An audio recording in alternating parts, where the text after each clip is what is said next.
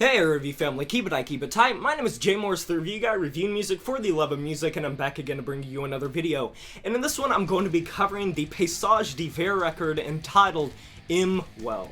So, I've heard the cries, and I have answered. By far, probably one of my most requested reviews this entire year, something that was very intimidating for me because I felt like once I finally sat down with it that I was going to talk quite a bit about it. So some things to know going into this.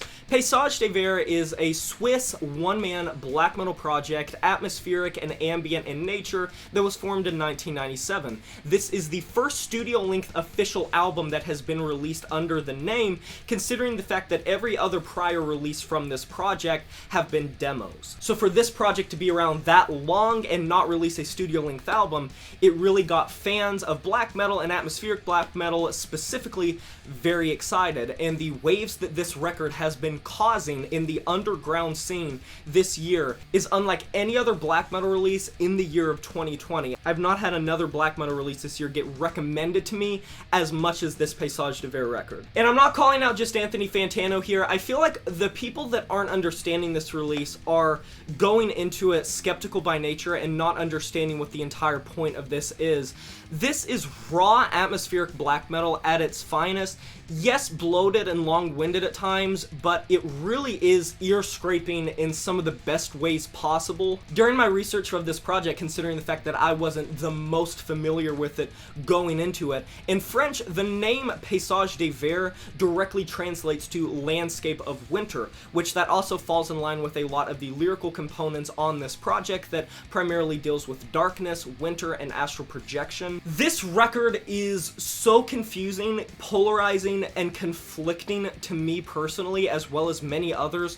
13 tracks, 2 hours worth of material. If engrossing, if intoxicating is your thing, go for this record. Reach off the shelf and grab this record, especially if you're a black metal fan, because this record is a twisting labyrinth of dissonant, constant, ringing guitar riffs played in the glacial tone. This really does have that old school Norwegian black metal flair to it. It sounds quite a bit like Burzum, it sounds quite a bit like Mayhem, but it has that added layer of humongous, massive feeling despite how compact and compressed the mix feels. While this does feel like it's being crushed down and it's like you're listening to it from afar in that lo-fi recording style that makes it seem distant through your ears, it still sounds like very busy and very noisy and chaotic, despite the fact that the noise meter isn't super crippling so much as it is sharp and shrill. This all has a very brittle sound to it, and I pay a lot of respect to the production for that.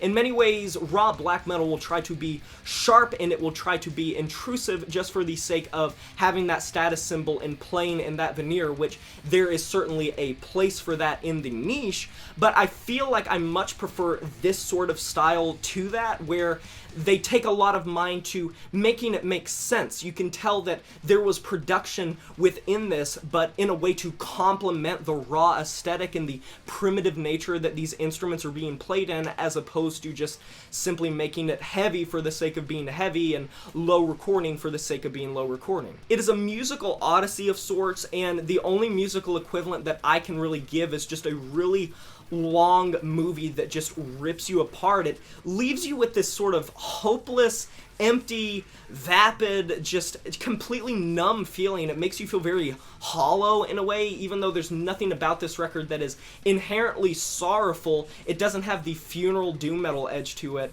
Just more so, it leaves this resting feeling of heartache for some reason. Now, maybe that is just primarily me, but it's one of those things where the instruments are talking for themselves in a way that the harmonies, there is a lot going on. That is probably the most major thing that I disagreed with Anthony Fantano on his review of, is how he felt like nothing was bleeding through in a way, that nothing was really memorable, nothing was sticking. For me, a lot of this record stuck. With that being said, it sometimes does feel bloated and played out for a record that is 2 hours. Any record that is 2 hours, it's always going to run the risk of feeling like it is so congested and so much at once that it's very difficult to listen to this in one setting. I've listened to it once in one full setting, and then I've splintered listened to it like to kind of micro pick at each individual track in my own mind for this review.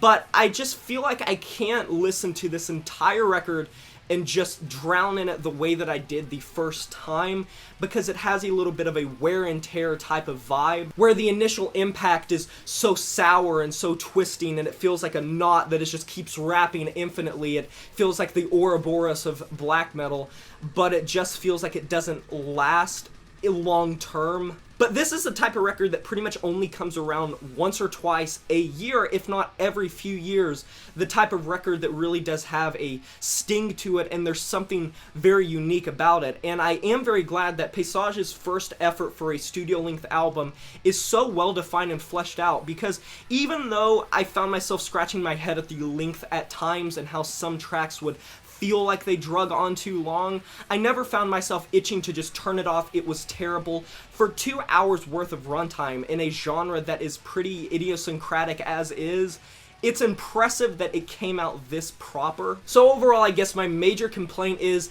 yes, at times it is difficult to make out what is happening, but that is more so a fault of the raw black metal aesthetic in general than anything else.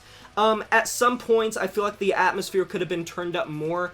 The blurring of the lines between the heavier and the more atmospheric sections, there's always this level of melody and harmony within the dissonance of the instruments, but it just sometimes feels distant and hard to discern and hard to make out, and for that being such a major focal point that makes the enjoyability of this record skyrocket, I would just in the future like to see Paysage Hiver work more in tandem with their atmosphere, or with his atmosphere, as opposed to letting it just simply accompany the rawness. And I think a trimmed down release that wasn't so epic and theatrical and massive and trying to be so much more bigger than the sum of its parts, I feel like trimming the fat a bit would probably help it out a lot. And a studio-length album that was shorter than this would probably be even better, because it would be much more digestible and consumable without sort of leaving behind any of the reason that this is an enjoyable project to begin with. But either way, for me, I'm going to be giving this record a 7 out of 10. And that is a wrap. Have you heard this new Paysage Hiver record, Im Wald? If you have, let me know in the comment section below what you thought about it. I would love to discuss this record with you. Be sure to like this video if you enjoyed it, subscribe to join the review family today, and smash that notification bell to be notified of my future uploads. You know who it is, my name is Jay Morris, the Review Guy, and I'm signing off saying farewell.